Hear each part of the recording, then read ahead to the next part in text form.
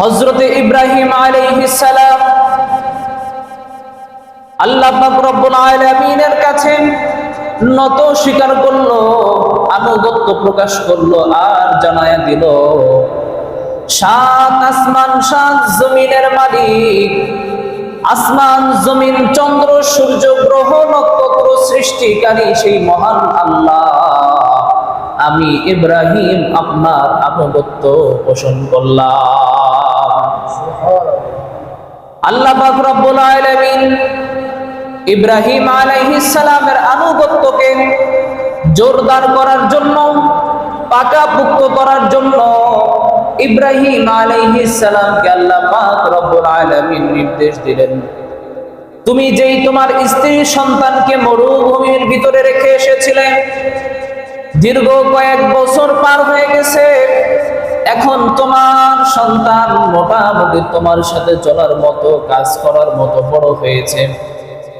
যেই সন্তানকে তুমি শুধু মরুভূমির ভিতরে রেখে এসেছিলে, আমি আল্লাহর আনুগত্য পোষণ করার জন্য ওই সন্তানকে আল্লাহর রাস্তায় কোরবানি করা লাগবে। সুবহানাল্লাহ, কত বড় পরীক্ষা! এক নাম্বার, আল্লাহ পাক রব্বুল আলামিন তার পয়গম্বর হযরত ইব্রাহিম খলিলুল্লাহকে নির্দেশ দিল, তুমি তোমার যে সন্তানকে মরুভূমির ভিতরে রেখে এসেছিলে, আজকে তোমার সন্তান বড় হয়েছে, তাকে কুরবানি করতে হবে। আল্লাহ তাআলা জানায় দেন, ফালাম্মা আসলামা ওয়া তাল্লাহু লিল জাবিন ওয়া নাদাইনাহু আইয়া ইব্রাহিম। আল্লাহ পাক রব্বুল আলামিন হযরত ইব্রাহিম আলাইহিস সালামকে নির্দেশ করলো, তুমি তোমার সন্তানকে আমার রাস্তায়, আমি আল্লাহর রাস্তায় তুমি কুরবানি করে দাও, যেহেতু সে এখন চলাফেরা করার মতো বড় হয়েছে। ইব্রাহিম আলাইহিস সালাম দীর্ঘ 7 বছর পর তার সন্তানের সাথে দেখা করার জন্য মরুভূমির দেশে মক্কাতুল মুকাররমায় সফর করে হযরত ইব্রাহিম আলাইহিস সালাম চলে গেলেন। তার স্ত্রীর সাথে দেখা করলেন, সন্তানের সাথে দেখা করলেন, যেই মরুভূমির ভিতরে মাত্র 2 জন মানুষ রেখে ইব্রাহিম আলাইহিস সালাম চলে এসেছিল। আজকে 7 বছরের ব্যবধানে আল্লাহ পাক রব্বুল আলামিন মরুভূমির ভিতরে বিশাল বড় একটা গোত্র তৈরি করে দিয়েছে। সুবহানাল্লাহ, ছিল মাত্র কয়জন? 2 জন। সেখান থেকে একটা গোত্র তৈরি হয়ে গেছে। গোত্র সহজে বুঝবেন, আপনাদের এই যে সমাজ, এই যে গ্রাম, এরকম একটা সমাজে গ্রামে রূপান্তরিত হয়ে গেছে। যেই মরুভূমির ভিতরে খাবারের জন্য পানি ছিল না, খাবার খাওয়ার জন্য কোনো খাবার ছিল না, সেই মরুভূমির ভিতরে আল্লাহ পাক রব্বুল আলামিন তার কুদরতের মাধ্যমে জমজম আল্লাহ পাক রব্বুল আলামিন তৈরি করে দিয়েছেন। সুবহানাল্লাহ, যেই জমজমের পানি কোন মানুষ যদি অসুস্থ অবস্থায় পান করি, আল্লাহ পাক রব্বুল আলামিন তার শারীরিক সুস্থতা পান করার সাথে দিয়ে দেন। ক্ষুধার্ত ব্যক্তির ক্ষুধা নিবারণ হয়ে যায়। আল্লাহ পাক রব্বুল আলামিন অনেক সুন্দর করে তার মক্কাতুল মুকাররমা সাজাইলো। ইব্রাহিম আলাইহিস সালামের সন্তান এবং স্ত্রীর সাথে দেখা করার জন্য যাওয়ার পর, স্ত্রী তার স্বামীকে দেখার পর তৃপ্তময় একটা মুআমেলা হলো, মোলাকাত হলো। সন্তান বাবাকে দেখার পর আবেগ আপ্লুত হয়ে পড়ল, জড়ায়া ধরলো। কেউ কারোর প্রতি কোনো অভিযোগ পোষণ করলো না, বরঞ্চ আল্লাহ পাক রব্বুল আলামিন যে পরীক্ষা তাদের উপরে করেছিল, তারা সবাই পরীক্ষার ভিতরে উত্তীর্ণ হয়ে গেছে। সুবহানাল্লাহ, দেখেন এত বছরের একটা গ্যাপ অতিবাহিত হওয়ার পর স্বামী যখন স্ত্রীর কাছে দেখা করার জন্য গেছে, স্ত্রী স্বামীর সাথে কোনো ধরনের তর্ক প্রশ্ন, কোনো ধরনের বেয়াদবি ছাড়াই স্বামীকে গ্রহণ করলো, স্বামীর খেদমতে নিজেকে উজাড় করে দিল। সুবহানাল্লাহ, সন্তান বাবাকে দেখে খুশি হয়ে গেছে। আল্লাহ পাক রব্বুল আলামিন দীর্ঘ সময় পর বাবা সন্তানকে একত্রিত করলেন, স্ত্রীকে আবার একত্রিত করলেন, সুন্দর পরিবারের সবাই একসাথে হয়েছে। ইব্রাহিম আলাইহিস সালাম আবার আল্লাহ তাআলার পক্ষ থেকে স্বপ্নে যুগে আল্লাহ পাক রব্বুল আলামিন হযরত ইব্রাহিম আলাইহিস সালামকে জানায় দিল, তুমি তোমার প্রিয় বস্তুকে আমি আল্লাহর রাস্তায় কুরবানি করে দাও। ইব্রাহিম আলাইহিস সালাম তো এত বছর পর দেখা করার জন্য গেছে সন্তানকে কুরবানি করার জন্য। কথা বুঝতেছেন? এত বছর পর যেই মরুভূমির ভিতরে স্ত্রী সন্তানকে রেখে আসছে, সেই মরুভূমিতে আবার গেছে তার সন্তানকে কুরবানি করার জন্য। এখন মহিলাদের অন্তর তো নরম থাকে, ঠিক কিনা? দিল নরম থাকে না? এখন মহিলারা, যদিও ইব্রাহিম আলাইহিস সালাম পয়গম্বর, তার স্ত্রীকে ওই পরিবারে ধৈর্য দান করেছেন, তারপরেও ইব্রাহিম আলাইহিস সালাম তার স্ত্রীর সামনে এই কথাটা বলেন নাই। এই জন্য বলেন নাই যে হায় আফসোস, যদি এই টাইমে এই কথাটা শোনার পর আমার স্ত্রী মন খারাপ হয়ে যায় এবং এমন কোনো কথা বলে ফেলে যে কথায় আমার আল্লাহ নারাজ হয়ে যায়। ইব্রাহিম আলাইহিস সালাম নিজের পরিবারের সাথে দেখা করার পর স্ত্রীর কাছে কোনো কিছু বলল না।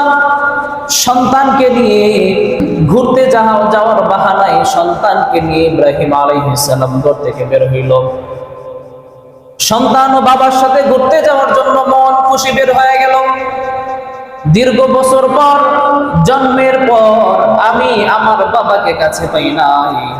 এখন আমার বয়স 7-8 বছর অতিবাহিত হয়েছে, মোটামুটি বড় হয়েছি আমি।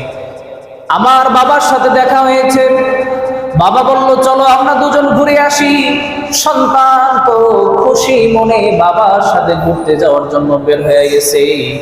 কিছু দূর যাওয়ার পর এবার বাবা ইব্রাহিম আলাইহিস সালাম তার সন্তানকে বলতেছে, হে আমার কলিজার টুকরা সন্তান, আল্লাহ পাক রব্বুল আলামিন স্বপ্নের যুগে আমাকে দেখিয়েছেন আমি ইব্রাহিম আল্লাহর সন্তুষ্টির জন্য তুমি ইসমাঈলকে আল্লাহর রাস্তায় কুরবানি করে দিয়েছি।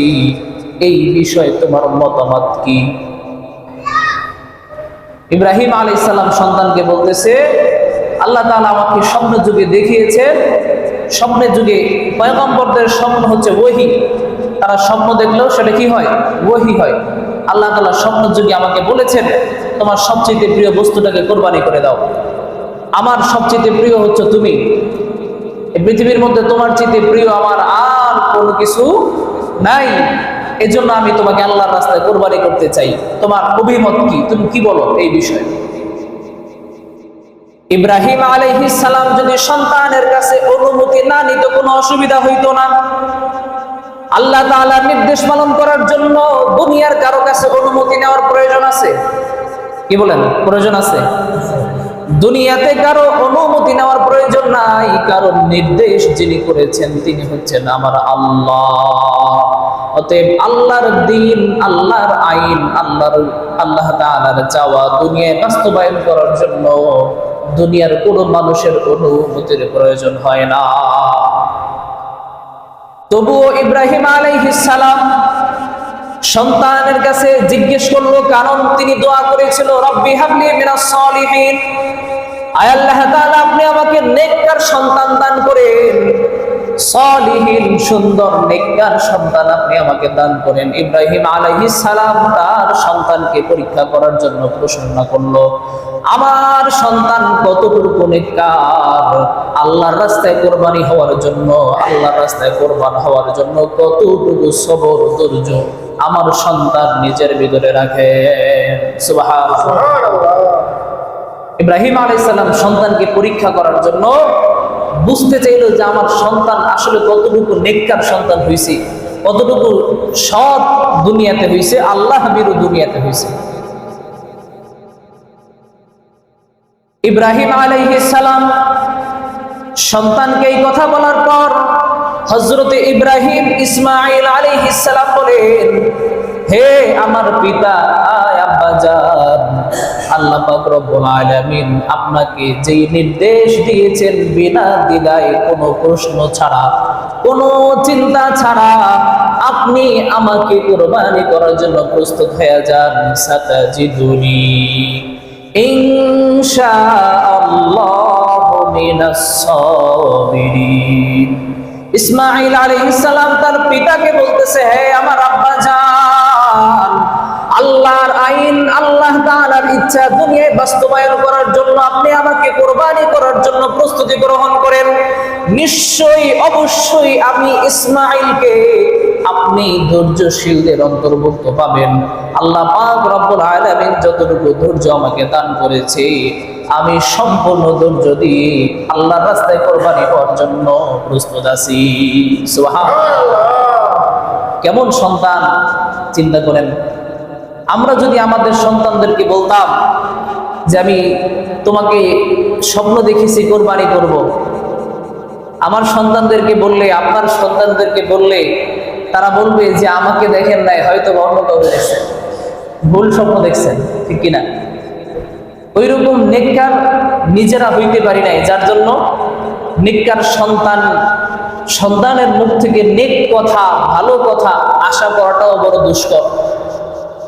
নেককার সন্তানের বাবা হইতে হইলে, নেককার সন্তান দুনিয়াতে বানাইতে হইলে আগে নিজেকে নেককার বানাইতে হবে।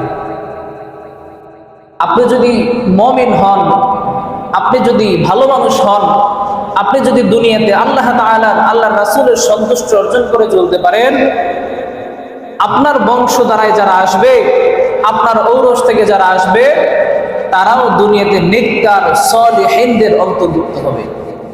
আর যদি আপনার চলাফেরা, আপনার কথাবার্তা, ঈমান, আমল, আখলাকের ভিতরে আখলাকের নববী না পাওয়া যায়, আল্লাহ তাআলার সন্তুষ্ট না পাওয়া যায়, তাহলে আপনার থেকে, আপনার বংশ পরম্পরা থেকে কখনোই নেককার সলিহিন ভালো মানুষের আশা করা যায় না। কথা বুঝেন? এজন্য আগে নিজেকে কি করতে হবে? নেককারে রূপান্তরিত করতে হবে। জন্মের পরেই যে নিষ্পাপ নেককার হয়ে যায়, ব্যাপারটা এমন নয়। ইব্রাহিম আলাইহিস সালাম মূর্তি পাহারা না দিয়া সেই মূর্তিগুলোকে ভেঙে ফেলছে। বাবা সন্তানের বিরুদ্ধে চলে গেল। ওই টাইমে নমরুদ গোটা পৃথিবীর বাদশা, নমরুদের কথা মতো সবকিছু হয়। নমরুদ নিজেকে খোদা দাবি করি। এমন সময় মূর্তিগুলো ভাঙার কারণে ইব্রাহিম আলাইহিস সালামের ব্যাপারে নমরুদের কাছে বিচার দেওয়া হলো। নমরুদ সবাইকে ডাকলেন, ইব্রাহিম আলাইহিস সালামকেও ডাকলেন। ডাকার পর জিজ্ঞেস করলো, তুমি কি মূর্তিগুলোকে ভেঙে ফেলেছ? ইব্রাহিম আলাইহিস সালাম বলেন, আমাকে কেন জিজ্ঞেস করেন? সবগুলো মূর্তি ভেঙে গেছে। সকল মূর্তির যেটা বড় মূর্তি, সকল খোদার বড় খোদা যে, সে তো দাঁড়ায় আছে, তাকে জিজ্ঞেস করেন। কথা মনোযোগ দিয়ে শুনতেছেন তো? ইব্রাহিম আলাইহিস সালাম মূর্তি সব ভেঙে ফেলছে, বুদ্ধি করে একটা মূর্তি রেখে দিছে। ওই একটা মূর্তি এই জন্য রাখছে, তাকে যখন জিজ্ঞেস করা হবে এই মূর্তিগুলোকে কেন ভাঙা হয়েছে, সে বলবে আমি কি জানি, আপনাদের খোদা দাঁড়ায় আছে এখানে, তারে জিজ্ঞেস করেন, আপনাদের খোদাই তো আছে। আর তাছাড়া আপনার খোদার সামনে মূর্তিগুলোকে কেমনে ভাঙলো? নমরুদ বলতেছে, চালাকি করার সুযোগ নাই, তুমি বলো কেন এই মূর্তিগুলোকে ভেঙে ফেলেছ? এবার ইব্রাহিম আলাইহিস সালাম বলেন, যেই খোদা নিজেকে রক্ষা করতে পারে না, তোমরা তো সেই খোদার আনুগত্য করো, ইবাদত করো। আর আমি ইব্রাহিম তো এমন খোদার আনুগত্য করি যিনি তোমাকে, আমাকে, গোটা জাহানকে সৃষ্টি করেছেন। সুবহানাল্লাহ। নমরুদ কয়, আমার চাইতে বড় খোদা আর কে আছে? আমি তো বড় খোদা। ইব্রাহিম আলাইহিস সালাম বলতেছে যে না, তুমি কখনোই খোদা হতে পারো না, তোমার ভিতরে এরকম কোনো গুণ নাই।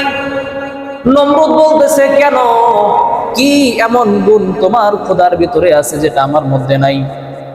ইব্রাহিম আলাইহিস সালাম বলেন, আমার খোদা তো হচ্ছে সেই আল্লাহ যিনি মানুষকে হায়াত দেন এবং মানুষকে মওয়াত দেন, যিনি মানুষকে হায়াত দেন, জীবন দেন এবং কি দেন? মৃত্যু দেন। আমার খোদা তো সেই খোদা। নমরুদ বলতেছেন, তোমার খোদা যদি মানুষকে হায়াত দিতে পারে, আমিও মানুষকে হায়াত দিতে পারি। নাউজুবিল্লাহ। তোমার খোদা যদি মানুষকে মরণ দিতে পারে, আমি নমরুদও মানুষকে মরণ দিতে পারি। ইব্রাহিম আলাইহিস সালাম বলতেছে, কিভাবে আপনি মরণ দিবেন? নমরুদ জেলখানা থেকে দুইজন আসামিকে নিয়ে আসলো। একজন আসামিকে হত্যা করে ফেললো, আর একজনকে হত্যা করতে নিয়েও হত্যা করলো না। এবার নমরুদ ইব্রাহিম আলাইহিস সালামকে বলতেছে, দেখো আমি ইচ্ছা করেছি একজনকে হত্যা করে ফেলছি, অর্থাৎ তার জীবন আমি শেষ করে দিছি। আর একজনকে হত্যা করতে নিয়েও আমি হত্যা করি নাই, এর মানে আমি নমরুদ তার জীবনটাকে দান করেছি। নাউজুবিল্লাহ। কথায় যুক্তি আছে, কিন্তু এই কথা ভিত্তিহীন। মানে মানুষকে তো হত্যা করে ফেলছে না, আবার হত্যা করতে নিয়েও হত্যা করলো না, তার মানে তার প্রাণটা তো বাঁচাইছে। মানে শয়তানের যুক্তি সাময়িক সময়ের জন্য মানুষ মনে করে যে আসলেই তো মনে হয় কি যেন সত্যিই তো। শয়তান যখন মানুষকে ধোঁকা দেয়, তার সামনে এমনভাবে উপস্থাপন করবে প্রত্যেকটা বিষয়, আপনার সামনে আমার সামনে এমনভাবে উপস্থাপন করবে যে আপনি কিছুক্ষণের জন্য অবাক হয়ে যাবেন। বর্তমান সময়ে যারা নাস্তিক আছে বা কিছু দল আছে যারা মানুষকে ইমান থেকে, আমল থেকে বের করে দিতে চায়, ইমান আমল নষ্ট করে দিতে চায়, তাদের কাছে গেলে এমন এমন কিছু যুক্তি আপনি পাবেন, এমন এমন কিছু কথা বলবে যেটা মনে হবে বাস্তব, কিন্তু আসলে এর ভিতরে লুকে আছে কি? শয়তান। মানে নেক্সট সূরাতে শয়তানের ধোঁকা, নেক্সট সূরাতে শয়তানের ধোঁকা। সে বলেন তো নেক্সট সূরাতে শয়তানের ধোঁকা। এই জন্য নেক্সট সূরাত নিয়ে যারা ধোঁকা দিতে আসবে তাদের ধোঁকায় পড়া যাবে না, সতর্ক থাকা লাগবে। যাই হোক, আলোচনা ওইদিকে না। ইব্রাহিম আলাইহিস সালাম তিনি একা হকের পক্ষে ছিল, আর সবাই তার রক্তের, তার জন্মদাতা বাবাও তার বিপক্ষে চলে গেছে। এজন্য হকের পক্ষে থাকার জন্য এমন হওয়া প্রয়োজন নাই যে আমার বাবা দাদা শক্তিশালী ছিল, মুসলমান ছিল, আমিও মুসলমান আছি, আমার শক্তি আছে, সামর্থ্য আছে, এই জন্য আমি হকের পথে। আমার শক্তি নাই, বুদ্ধি নাই, আমার সামর্থ্য নাই, এই জন্য আমি হকের পক্ষে না। ব্যাপারটা আসলে এমন নয়। হকের পক্ষে থাকার জন্য ঈমানকে মজবুত করতে হবে। মুসলমান যদি মারা যায় হকের পক্ষ থেকে, তাহলে সে শহীদ হয়ে যায়, সে কি হয়? আর যদি সে হকের উপরে থেকে বেঁচে যায় তাহলে সে গাজী হয়ে যায়। অতএব মুসলমানের জীবন পুরোটাই লাভ, হকের উপরে থাকলেই লাভ। আপনি হক থেকে বঞ্চিত হয়ে যাবেন। এখানে এমন কি কেউ আছেন যে বলতে পারবেন যে আমার এই দুনিয়া থেকে মরা লাগবে না? সবারই মরতে হবে, তাই না? একদিন তো মরা লাগবেই। যেহেতু একদিন চলে যেতেই হবে, তাহলে সেই একদিন আমি হকের উপরে থেকেই মারা যাব। শিয়ালের মতো 100 বছর বাঁচার চাইতে সিংহের মতো 1 ঘন্টা বাঁচা অনেক ভালো।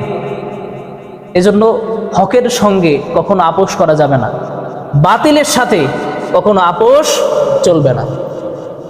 ইব্রাহিম আলাইহিস সালাম সন্তানকে কোরবানি করার জন্য শোয়া ফেলল, তার ঘাড়ে ছুরি ধরল আর কোরবানি করতে শুরু করে দিল। ইব্রাহিম আলাইহিস সালাম একজন পয়গম্বর, একজন পয়গম্বরের শরীরের মধ্যে আল্লাহ পাক রব্বুল আলামিন 40 জন জান্নাতি ব্যক্তির শক্তি দুনিয়ার জমিনে দান করেছে। আমার আপনার শক্তি তার 1 আঙ্গুলের 1 টোকা সমান না। জান্নাতি ব্যক্তি, একজন জান্নাতি ব্যক্তি 60 হাত 60 গজ লম্বা করে বানানো হবে। তাহলে বুঝেন কি পরিমাণে শক্তিশালী। এরকম 40 জন শক্তির পুরুষ, 40 জন জান্নাতি পুরুষের শক্তি একজন পয়গম্বরকে আল্লাহ তাআলা দিয়েছেন। ইব্রাহিম আলাইহিস সালাম পুরা শরীরের শক্তি নিয়ে হযরত ইসমাঈল আলাইহিস সালামের উপরে ছুরিয়াঘাত করতে শুরু করলেন। আল্লাহ পাক রব্বুল আলামিন আসমান থেকে ছুরিকে নির্দেশ করলো, হে ছুরি, তোমার নিচে যাকে শোয়ানো হয়েছে, যার উপরে তোমাকে চালানো হয়, তিনি সাধারণ কোনো মানুষ নয়, তিনি হচ্ছেন আমার বন্ধু হাবিবুল্লাহ মুহাম্মদুর রাসূলুল্লাহ সাল্লাল্লাহু আলাইহি ওয়াসাল্লামের বংশের একমাত্র পয়গম্বর, যার বংশ থেকে আমার হাবিব দুনিয়ায় আসবে, যার বংশ থেকে আমার বন্ধু দুনিয়ায় আসবে, সেই পয়গম্বর হযরত ইসমাঈল আলাইহিস সালাম তোমার নিচে শুয়ে আছে। অতএব তার শরীরের পশমের তো দূরের কথা, চামড়ার তো দূরের কথা, একটা পশমের ক্ষতিও তুমি করবা না। সুবহানাল্লাহ। আল্লাহ তাআলা নির্দেশ দিয়েছে গারে, ছুরিরে, চাকুরে। এখন ইব্রাহিম আলাইহিস সালাম এত জোরে কাটার চেষ্টা করে, ইসমাঈল আলাইহিস সালামের শরীর তো কাটে না। বলে রাগ কইরা ছুরিটা দূরে ফালাই দিছে। কেন কাটতেছে না? রাগ কইরা ছুরিটা দূরে ফালাই দেওয়ার পর একটা পাথরের উপরে পড়ছে, পাথরটা সাথে সাথে দুই খণ্ড হয়ে গেছে। তাহলে কি পরিমাণে ধার ছিল! এই ঘটনাটা অনেক বড়, আমি জাস্ট সারমর্মগুলো তুলে ধরতেছি। ইব্রাহিম আলাইহিস সালাম আবার প্রস্তুতি গ্রহণ করলো, যেহেতু পাথর কাইটা গেছে মানে ছুরিতে ধার আছে। এবার যখন পূর্ণ শক্তি নিয়ে আবার কুরবানি করতে শুরু করবে, আল্লাহ পাক রব্বুল আলামিন আরশে আজিম থেকে জিবরাইলকে ডাক দিয়ে বলেন, হে জিবরাইল, যত দ্রুত পারো জান্নাত থেকে একটি পশু নিয়ে যাও, আর আমার বন্ধু ইব্রাহিমের ছুরির নিচে তুমি রেখে দাও। কারণ আমার বন্ধু ইব্রাহিম খলিলুল্লাহ আমার পরীক্ষায় পাশ করার জন্য যতক্ষণ পর্যন্ত না তার সন্তান ইসমাইলকে কুরবানি করবে, ততক্ষণ পর্যন্ত আমার বন্ধু দুনিয়ায় থামবে না। সুবহানাল্লাহ। হযরতে জিবরিল আলাইহিস সালাম ৭০,০০০ পাখা নিয়ে এক মুহূর্তের ভিতরে জান্নাত থেকে একটি পশু এনে হযরত ইব্রাহিম আলাইহিস সালামের শরীরের ভিতরে রেখে দিয়েছে। এবার ইব্রাহিম আলাইহিস সালাম যখন কুরবানি করতে শুরু করছে, সাথে সাথে কুরবানি হইয়া হাতের ভিতরে রক্ত লাগতে শুরু করছে। ইব্রাহিম আলাইহিস সালাম বুঝতে পারলো এবার কুরবানি সম্পন্ন হয়ে গেছে। ইব্রাহিম আলাইহিস সালাম তার সন্তানকে কুরবানি করার পূর্বে তার সন্তান বলেছিল যে, বাবা, দীর্ঘ সময়ের পর আপনার সাথে আমার দেখা, আপনি যখন আমাকে কুরবানি করতে যাবেন আমার চেহারার দিকে তাকাইলে আপনার মায়া লাগতে পারে, অতএব আমাকে কুরবানি করার সময় আপনার চক্ষুটা বেঁধে নেবেন যেন আমার দিকে তাকাইলে আপনার মায়া না লাগে। সুবহানাল্লাহ। এজন্য ইব্রাহিম আলাইহিস সালাম দেখতে পায় না, যখন তার শরীর নিচে জান্নাতি পশু রাখা হইল, কুরবানি করা শেষ, ইব্রাহিম আলাইহিস সালাম এবার চোখ খুলে দেখে তার সন্তান, কলিজার টুকরা সন্তান পাশে বসে আছে, আর আল্লাহ তাআলার জান্নাত থেকে পাঠানো পশু দুনিয়ার জমিনে কুরবানি হয়ে গেছে।